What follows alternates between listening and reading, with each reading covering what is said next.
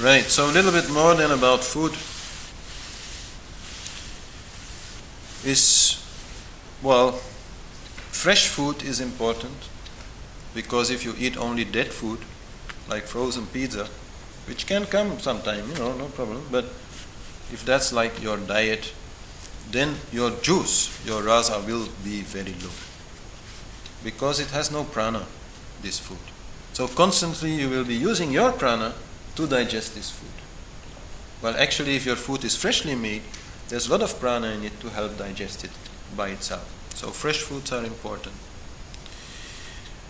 Raw foods, well, that's always a question. I mean, some foods can be eaten raw, but if you eat too much raw food, then also your digestion will not be very easy. Then you also will need a lot of power. So we'll talk about that. And then, of course, there's the question of meat. My teacher used to say, if you want to feel like a pig, eat it. And, well, if you read that book on the molecules of emotion, you'll see that, he's quite right, because in that meat, there are all the emotions registered of that pig the moment it died, as neurotransmitters. And then you may think, oh well, but I'm eating it, so I'm digesting it, this is not going into my blood. But no, forget it. That's quite clear that this is affecting your intestines, affecting your blood, affecting your nerves, etc. And sure, if you eat a lot of it, like if you have a habit of eating this, then you will also have more resistance to it. It's only if you have not eaten meat for like half a year or something, and then you eat a steak, that you feel, oh my God, how can people eat this? If you're used to eating it, you don't feel like that, because you're more used to it. But definitely, there is a very strong impact of meat on your system and on your emotional quality, or life quality, you could say. And definitely also if the animal has died in really unpleasant, fearful circumstances, which is usually the case. If you're taking out of your normal place where you live, and then you're put on a truck, which never happened to you maybe before, and then you're driven like 100 kilometers at 120 an hour, and then you come to a place and it's reeking of blood, and there's other animals, crying, and these animals are just going crazy, and then they're killed and you eat it. So that especially is like crazy. So if you still want to eat meat, at least eat it from an animal which died relatively peacefully. The farmer going to his pig, tapping it on the head and then slitting its throat. Okay, it's like the best when it comes to meat. But if you can avoid meat altogether, so the better. So the better for your own emotional health, believe me. And in that way, there is quite a difference between meat and fish. And especially then when you take crabfish or shrimp or things like that, where the system of neurotransmitters is very different from our own. And I will not say that there is no connection between it. Even carrots have serotonin. That's also another very important discovery, that many of the most essential neurotransmitters are found even in plants, and are having their relatively similar like energy transmitting sort of purposes. So better eat a happy carrot than an unhappy carrot. Like you could eat an organic carrot rather than a carrot which has been living, in chemical earth or something. No? So there is a link there. I mean, it's eating fish and these things. It avoids things like adrenaline, for example. Fish don't have that. They don't have, the same kind of blood that we have. But if you take mammals, wow, better make sure they're happy before you eat. Otherwise, emotionally toxic. There's actually also a whole science in Ayurveda called Rasa Sadhana. All kinds of plants and things which help you to feel better. Like drugs, you could say, Prozac of the old days. So that is also there, will discuss it a little bit when we come to different emotions, which kind of plants can be helpful if you have a particular problem somewhere. And some of these plants are very simple. Like pumpkins are very good for joy, very good against sadness. So things like that, knowledge is there. Right. I have to watch time a little bit, I think. Yeah, 9:45. All right, we'll get there. So what else is there with which we can affect our moods? Well, one very important one is pranayama, meaning breathing exercises. Basically, if you're feeling low in energy, which means, you don't have the courage, you don't have the strength to deal with life, then take deep breaths, relatively fast, never too fast, but relatively fast. This is called pranayama, meaning expansion of the life force. Take in more. A lot of prana is taken in through the air. So if you breathe well, you will have more strength.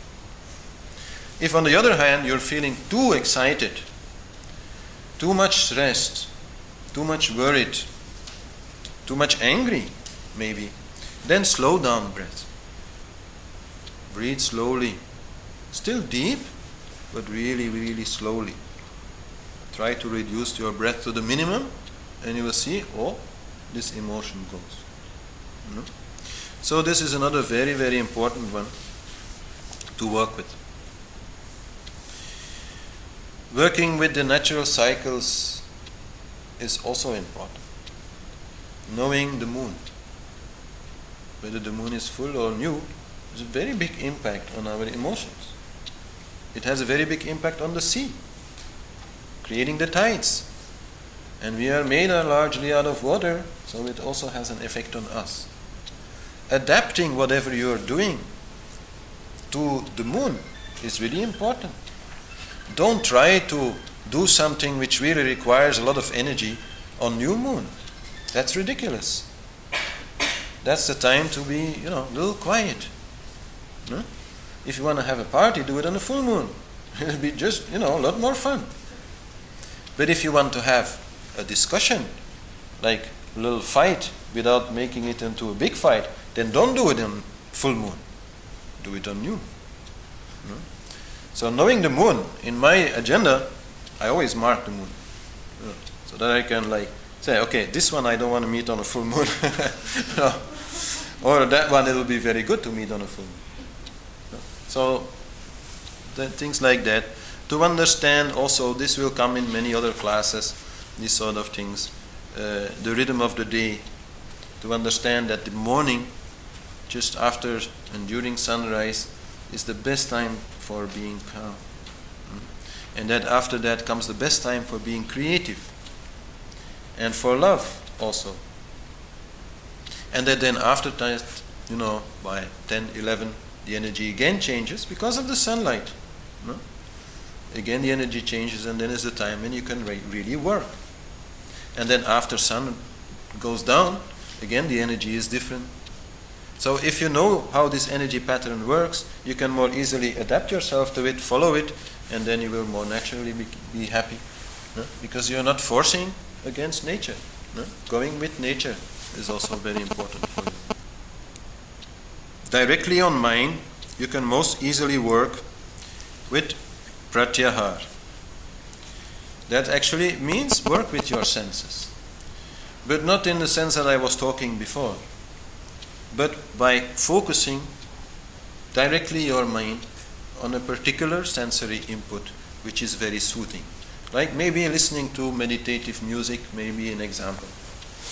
But also like in Japan, they sit in front of this garden made of stones, some very simple landscape, and they watch this for a very long time. All these kind of things are called pratyahar, working with the senses. And then trying to go inside. Of course, when we want to work with mind, going inside, meditation, all these things help to make us more calm, and making us more calm will make us more happy. And then we have come actually to the last one, which is the subconscious mind. The subconscious mind is the most important thing. All other progress easily again gets lost. But if you can make progress there, then you are really changing yourself. As I said, these neural patterns will be changed. But from a more Indian perspective, deep inside your soul, you will change. And some things which used to be big problems will no longer appear to you so much as big problems. But for that, as I said, you need exercise. You need to work with yourself. You need to change yourself slowly, gradually. And not get, I beg you, depressed about the difficulty to change yourself. That's the worst result that can come from this class of today.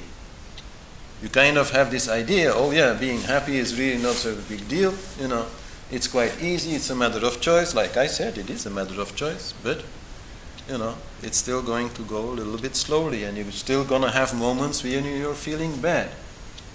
Accept it. Don't become dissatisfied with yourself because of it. I see that too much in spiritual circles.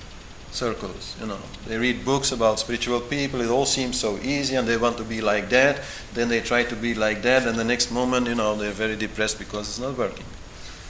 No. Accept that this will take time and exercise. Certain things that you have to do. Now then comes the essential technique of Rasa Sadhana, what it is. First of all, it is not suppression of emotion. Actually, suppression of emotion is something that is impossible. If you look at it as really suppression up to a point where you have completely forgotten about it, that is not possible with an emotion. That is only possible with a memory. And there's a lot of confusion about that. Like somebody had maybe in childhood some really bad experience. That person, that child, can really suppress the memory of that experience to the point that it really does not know anymore and needs some special therapies. At some point it will come out. The memory will come back. But what will not be suppressed at that point will be the emotion. Because if that was, for example, a very fearful experience, then this person will appear very fearful. From everything she will be afraid, or he will be afraid. And the reason for it will be that memory locked deep inside. But it will only be the memory which is locked there, not the emotion. So, if you start working with this, you have to understand that the only way you can actually suppress the emotion is not to express it. No? And don't do that. If you are walking around for 1 hour being angry because you are trying to be very spiritual and not being angry, sorry, this is really not good. This is very harmful. You will get ill. If you continue that sort of behavior, you get ill. And actually a lot of really nice people who don't want to be angry at other people because they're nice people are getting ill because continuously inside of them they are angry. Inside of them they are dissatisfied. And they are talking about it to themselves. But all this talking is creating a lot of bad biochemistry, and it makes them ill. So don't do that.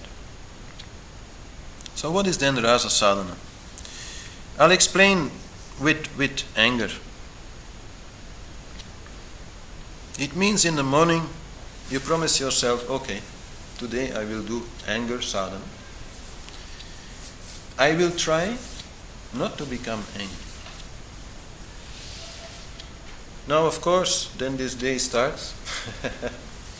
Things happen. And you may at some point feel a little bit irritated. Normally speaking, such irritation then develops into anger if the cause of it is not somehow resolved. But on this day, when you realize, oh, I'm getting angry, you will remember this promise that you made. that you would try not to get angry. And that will have a very strange effect. That anger which normally would like creep up on you until it becomes so strong that you fully identify with it and you say, I am angry, on that day will become something very different. You will feel it and you will say, what is this? Before it even, explodes, before you start identifying with it, you will have a moment. Now, and actually you always have that moment, even if you're not doing sadhana. There's always a moment where you start feeling, I'm getting irritated, and where you say, yes, I'm going for it, and I have the right because he's doing this and that, and I'm really angry. But that is a choice you make. So, by doing this sadhana, you make this a conscious choice. And you will see how easily it is, in most cases, to say, let's try differently. If you let the anger come and become something really big, and then you try to suppress it very hard, better shout, better be angry. But if you can be quick, if you can see it coming and then say, then no problem. Then that fire will not already be there. Then it will not have taken over your body, your pranic body, so it won't take over your mental body also. You can stop it there. And of course, then how to stop it? Well, then there are many different ways which have to be taught for each particular emotion, how to stop it. But I'll just give a few examples for anger. One way you can certainly stop it is by drinking a lot of water. Anger needs the fire element. Without the fire element, it cannot exist.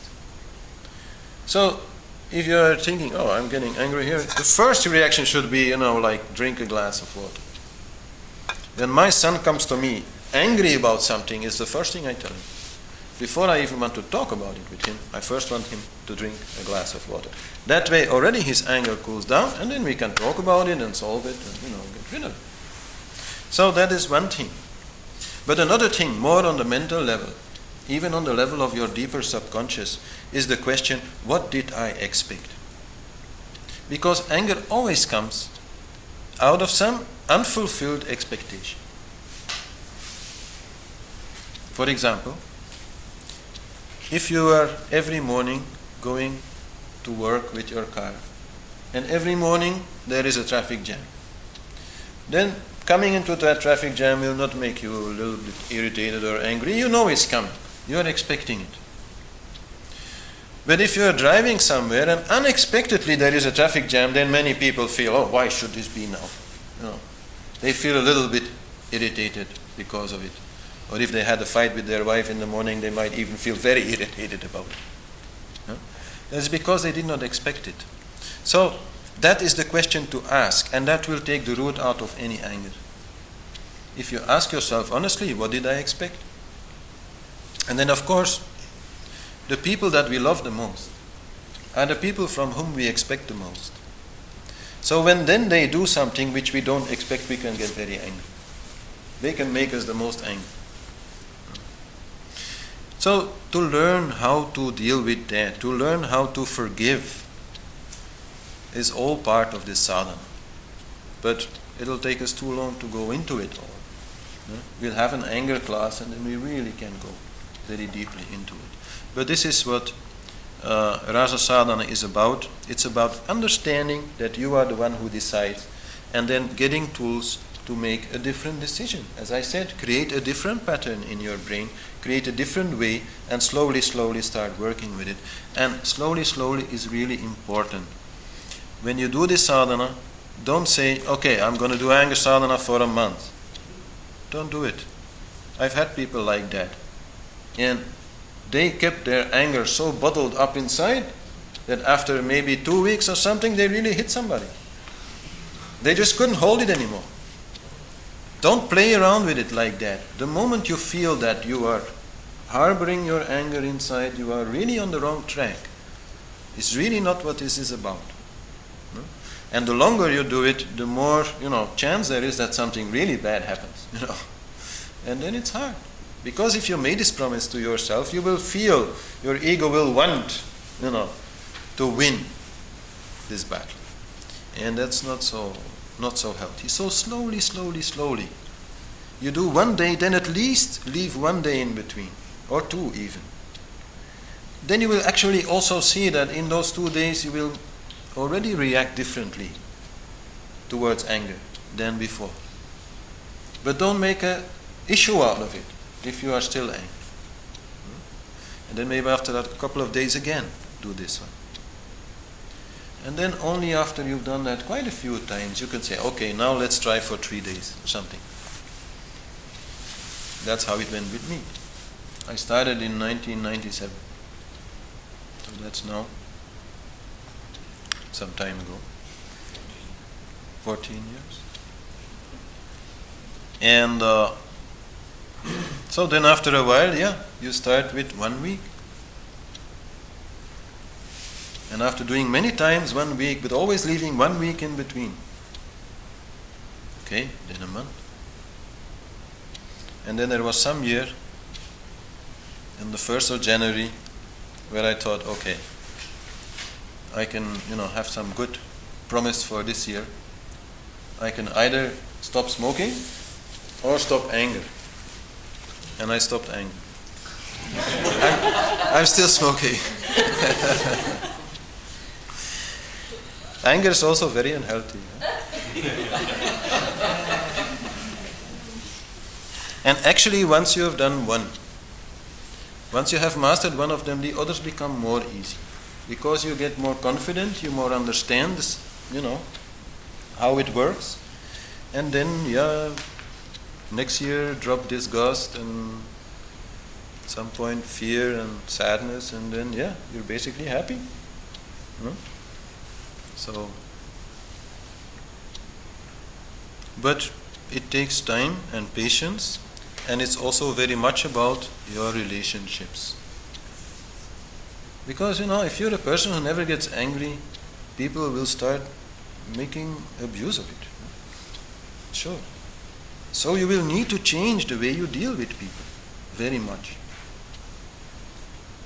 And so that's more about love, and that's for the next class. So for the moment I am done.